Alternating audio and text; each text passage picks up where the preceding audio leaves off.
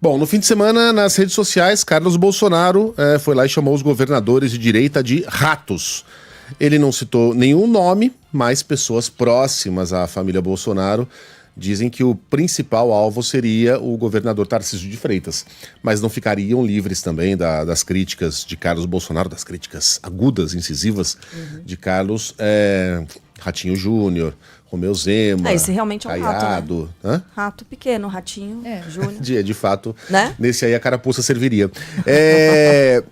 O Carluxo disse que enquanto o país está preso, os direitistas se calam.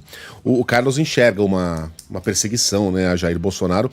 O Carlos enxerga muitas coisas que não necessariamente existem, né? E essa é uma delas. A publicação foi compartilhada por Eduardo Bolsonaro e como o Dudu não escreveu nada ali a respeito do assunto, fica meio implícito que ele estava concordando com aquilo.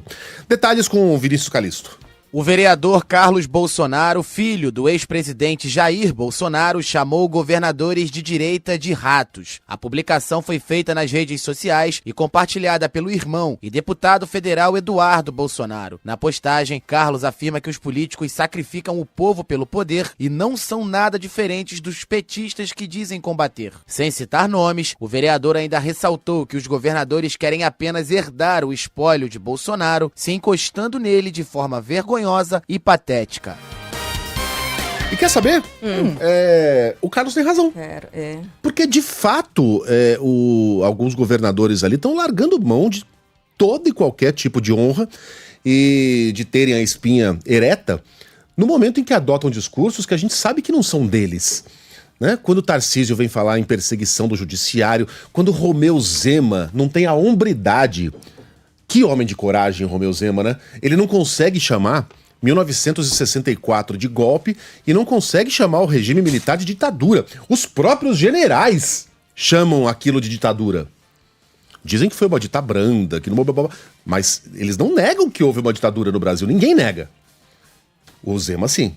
O Zema, não, isso não é. Isso aí eu deixo para os historiadores. É uma ofensa alguém utilizar o lindíssimo sotaque mineiro para falar tanta bobagem. Né? Caiado também. O Caiado se comportou como um democrata, se comportou como um homem da ciência durante a pandemia e vem radicalizando cada vez mais nos discursos. Quer dizer, é isso que a gente está vendo acontecendo. O Carluxo aqui, por mais que ele escreva daquele jeito amalucado dele, ele tem um ponto importante aqui. Os caras realmente não conseguem tirar o pé da canoa antidemocrática. Eu estava ouvindo agora há pouco a coluna do Tio Rei. Eu achei super interessante também. Sim, eu também. Recomendo que vocês ouçam, tá lá nas nossas redes sociais. Ou você pode ir no YouTube e puxar para a esquerda. E ele falava lá do Kim Kataguiri, né, que fez uma pergunta pública lá para o ChatGPT, perguntando como o bolsonarismo pode sobreviver, alguma coisa assim. E aí a resposta da inteligência artificial era a seguinte, não dar espaço para governadores da ala democrática. Era essa a frase, não era? Alguma coisa assim, do campo democrático. Quer dizer, a própria inteligência artificial reconhece que o bolsonarismo não é um campo democrático. E que a maneira de você manter esse movimento vivo é você não entregar os seus anéis e muito menos os seus dedos para aqueles governadores do chamado campo democrático. Quem está falando isso é a inteligência artificial, não sou eu. Eu concordo.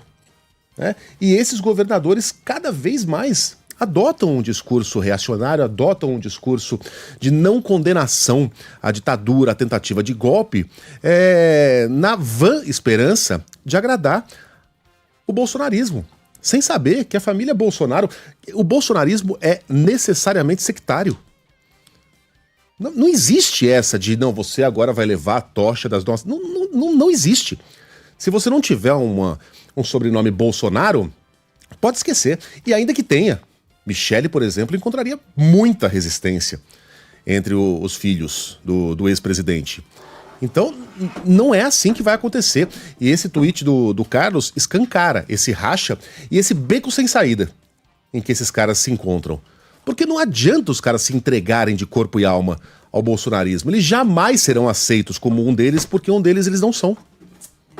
Né? A questão é assim, isso 2026 se torna mais interessante, né? Pela família e pelos filhos, porque se eles conseguirem atrair, seduzir, esse eleitorado, como o próprio Tio Rei falou nessa coluna dele, é interessante seguir com um movimento que pode ser chamado de bolsonarismo, mas sem Bolsonaro, que a gente sabe que na última eleição foi o fator principal para não levar a eleição.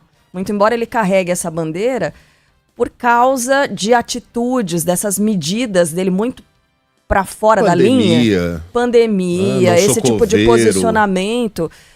Então é você ter o bolsonarismo, você ter todo esse apoio sem Bolsonaro, que pode ser um problema, né? Sem um Bolsonaro, o que pode ser um problema, porque eles ultrapassam a linha muitas vezes. Eu achei esse pensamento aí interessante do Tio Rei. É um ótimo cenário para muita gente.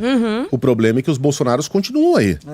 Estão aí, opinando, escrevendo, né, militando. Então não é tão fácil assim você conseguir criar um bolsonarismo sem Bolsonaro, ou sem Bolsonaros, né, ainda com o patriarca preso. Enfim, 2026 se torna cada vez mais imprevisível, né?